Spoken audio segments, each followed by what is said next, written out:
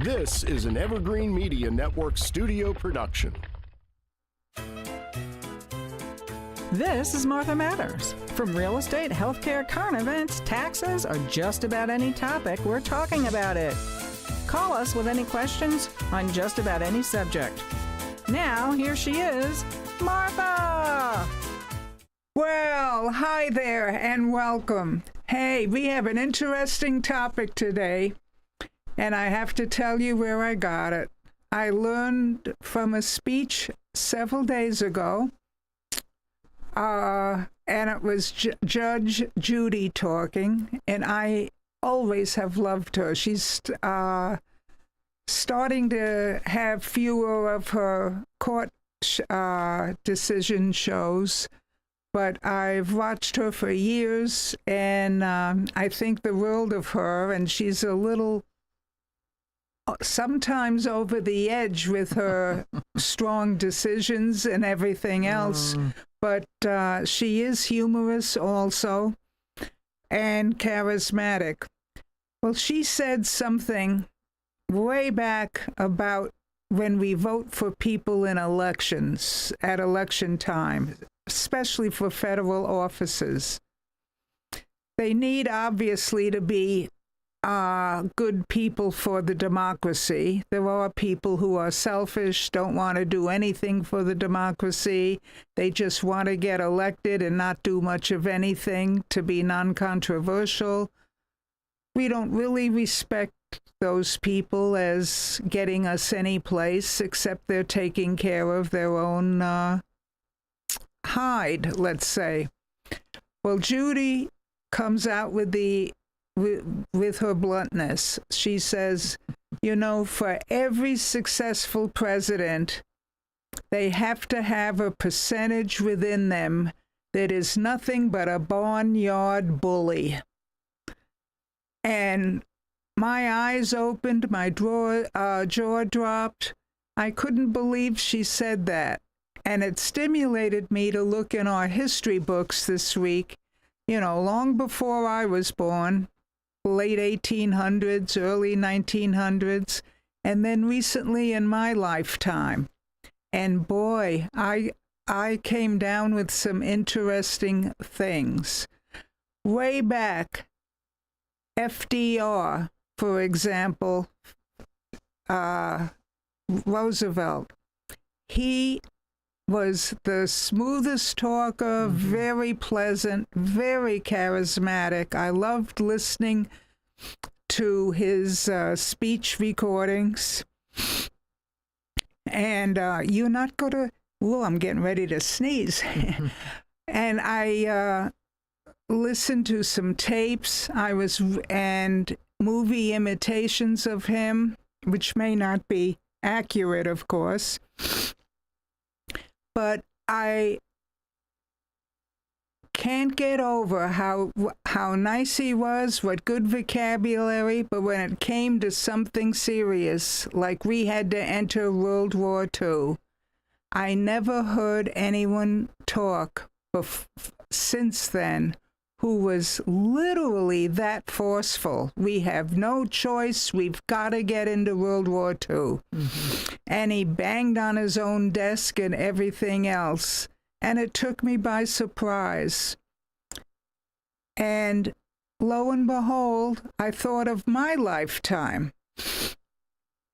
I remember both the Carter administration in the late 70s, because I had finished my schooling, and Reagan, who came in by a landslide after him.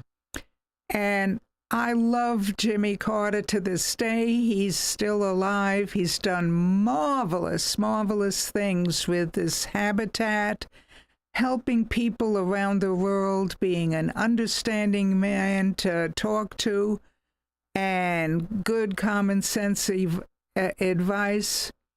But I never saw a backbone in him. We had the Lebanese country that kept our U.S. people as hostages. He wanted to peacefully talk to them. Come on, sit down. There's nothing we can't work out. And they never released him. And Jimmy Carter was as nice as can be, diplomatic on talking to the corporations, willing to do compromises. And lo and behold, while he's one of the best patriots and one of the best men in our history, he also is going down as one of, if not one of the worst presidents. Mm-hmm. And I started thinking, I wonder why. And then I thought of Reagan, who won the election at a landslide after his Carter's one term. And I think I had said this once before, and I was young enough that I didn't understand why.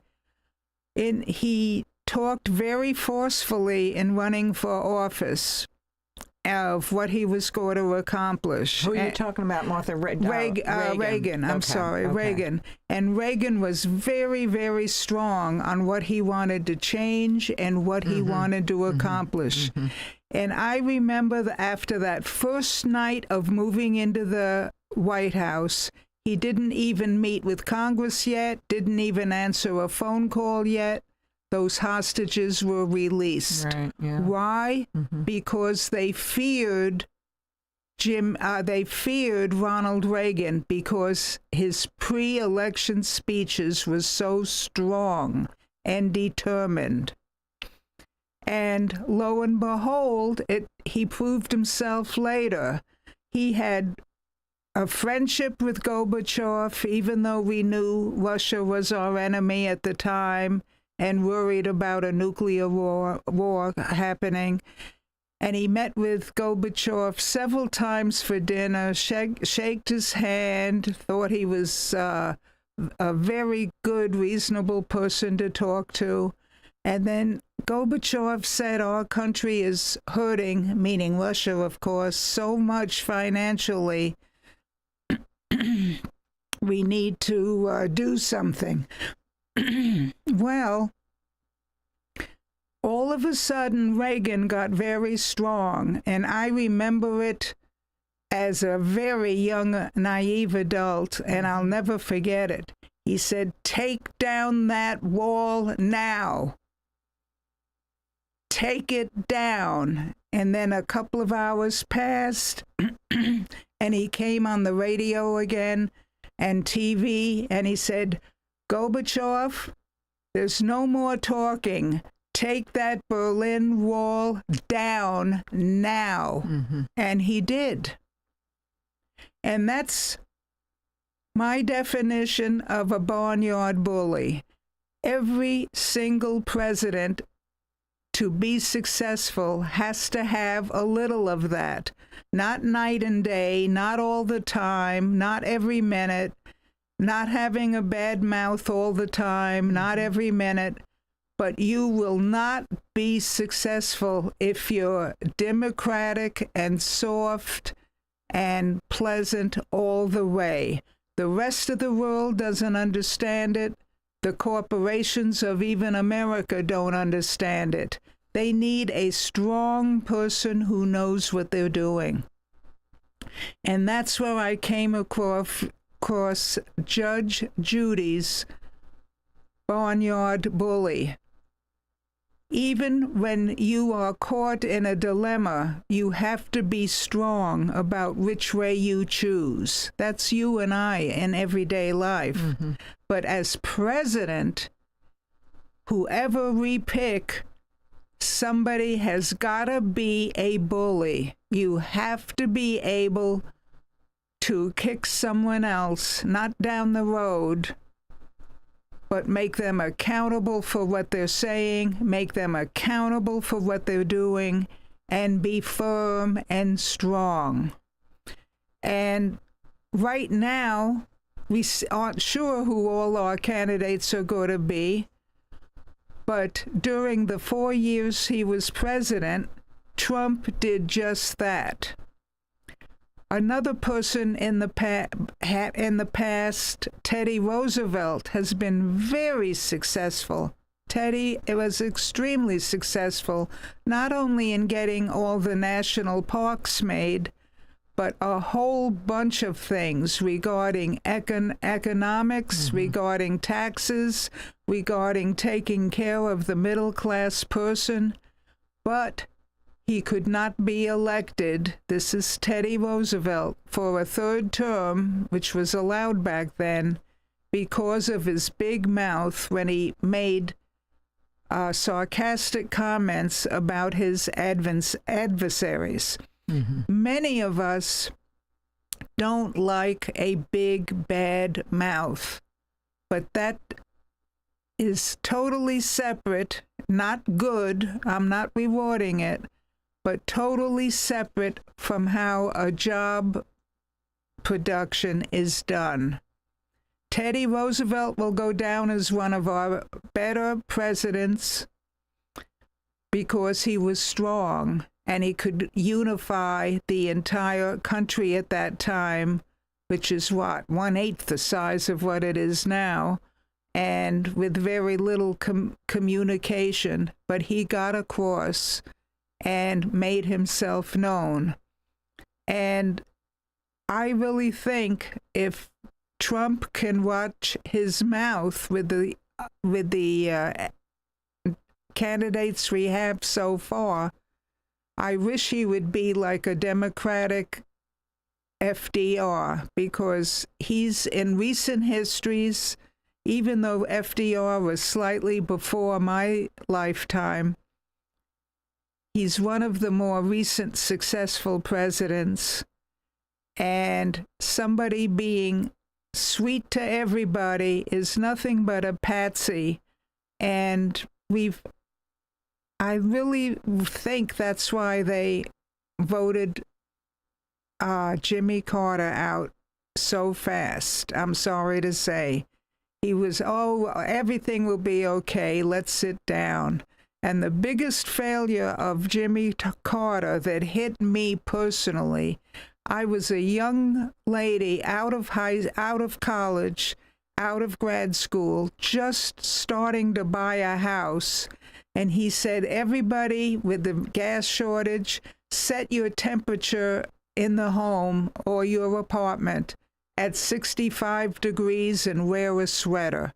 And I'll never forget that. And he did the same thing. He said he reduced the White House temperature and he wore a cardigan sweater. That sounded very unifying, very commonsensical. I listened to him. I did that. And then 2 months later, the gas company, because everybody is using less gas, charged a surcharge. And that surcharge was more than I ever paid for gas when the temperature of my house was 72 degrees. And I was never so mad. I think there were like 2 or 3 nights I didn't even sleep right. I was furious. What a fool we were all taken of. And that really turned me off to Jimmy Carter, even though he is a very nice man. I wish he was my father. I wish he was my uncle. I wish he was a cousin, brother, or what have you. But as president, we really got hoodwinked. And you have to have somebody who's strong enough not to let something like that happen. He did not come down on the gas companies saying, look what you're doing. He accepted it and said, oh, well, that's capitalism. We cannot have somebody in the White House who is, to use my expression, a milquetoast, or to use Judge Judy's expression, a lack of a barnyard bully. You have to have somebody who's strong at certain presentations. And I wish everybody in America would remember that. The only thing that really made President Trump successful is 4 years. You don't have to be a friend of his. You don't have to like him. Many people don't. But put likes and dislikes aside. The point is, for those 4 years, he did a nicety to our entire country, to the middle class, and he got things done. And the biggest time when he had to be a backyard bully, like Judge Judy's looking for, was internationally. They didn't like it, but he told NATO what they had to do, and all the NATO countries had to pay their fair share of expenses and get with it in order to keep Putin under control. They didn't want to hear it. It wasn't nice. But now, in retrospect, he was 100% right. You know what's kind of interesting about this, Martha, and I said this on another show that we did. Let's see if I can pull that on. When Trump was in office, and I'm not going to make it political or whatever, and the thing that I find confounding is when he was in office, our gas prices were $2 or less. I remember going to Texas, and my girlfriend lives there, and the price for a gallon of gas was $1.56. I actually took a picture of the pump because I wanted to see it. Yeah. The interest rates on houses were what, 2% and 3%? Yes. They started to go up now, whatever. And also the stock market, everybody was on the stock market making money back from even 08, 09 debacles, to boost their different IRAs and, 401ks and all of that. And I'm like, okay, so isn't that playing into what the middle class actually needs, or the upper lower class, or whatever you want to say, people that have that kind of money It absolutely does. Well, and plus, like the eggs now, they became what in the last couple of years, $6 a dozen, and whatever, some ridiculous prices. I know that they came up with different reasoning on why that happened, but to me, it was kind of overnight that it happened. We weren't paying $6 a gallon for $6 a dozen for eggs and things like that. So what are people actually looking for? I get it that Trump's got the big mouth, but what are people actually looking for? That's what my question looking is. for a lifestyle that a 2-income family can afford and have money for food, money to put away for their kids' college educations. In other words, people who are accountable are now being stuck in living paycheck to paycheck and cannot do the things that they need to do for their families, for their kids, for their parents who may be living with them or down the street. They cannot spread the money to everything they need to do, including health care. So what's the mindset now with this whole election coming up is what my question is. That's just my question thrown out there. That's a good question. Yeah. And I am asking people to say, there may be someone else who has a barnyard bully in them, but what I'm saying, whoever they are, they need to look over very, very carefully, in addition to Trump, because we need somebody who can create peace through strength. And that's exactly what Trump did the 4 years he was in office. And then when we saw the terrible withdrawal from Afghanistan. So, and that set the stage for the president being a patsy. On that note, let's take a break and we'll be back before you know it.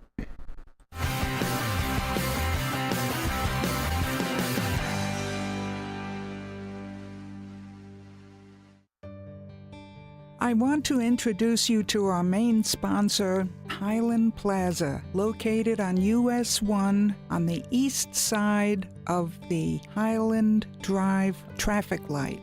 We even have our own left-hand turn lane. One of the places in there, the first one on the north side, is Easy Stop, and you will be surprised what competitive and beautiful prices they have. You should give it a shot. Also, Tony's hairstyling salon is ideal for the entire family at all ages. He and his wife have run a salon there for years with a huge following. Also, we want to tell you about La Taberna restaurant. It has the freshest Mexican food in town and a well-experienced chef. You will be most surprised not only by the food, but the reasonable prices. Also, I want to tell you about the nail salon. It's luxury nails. Let me tell you, they do everything, both for walk-in clients and appointments. Appointments are really appreciated, but they treat all clients professionally.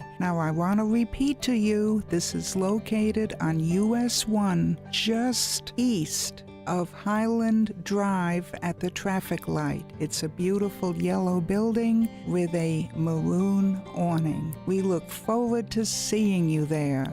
Come on over. Sunshine Furniture brightens up your day.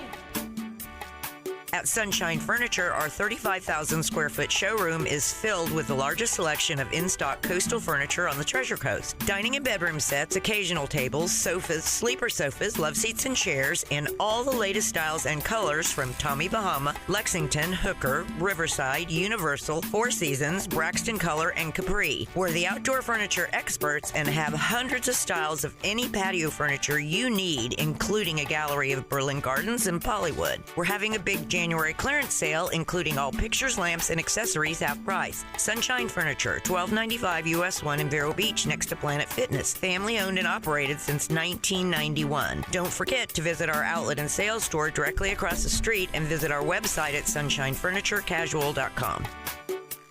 Sunshine Furniture.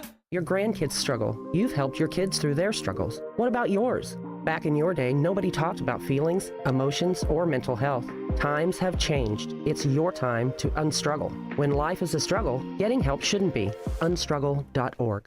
Don't sweat in your boxers. Call the AC doctors at 344-3944. York, install confidence. Contact the AC Doctors, acdoctorsinc.com.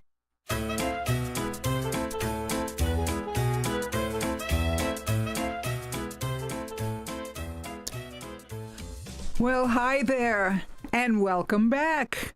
Hey, it's going to be an interesting election. There are other people who we don't even know much about yet, so keep yourself really, really open and tuned in because it's important. Elections are the one thing that make us different as a democracy. Believe it or not, in Russia and socialist countries like Cuba, you don't pick who the next person's going to be. The board of directors of the country or in our case, the state lawyers, the state judicial system, they in Colorado tried to pick who was going to be on and not on the ballot. That is the start of communism and the start of socialism. Don't let that happen to you.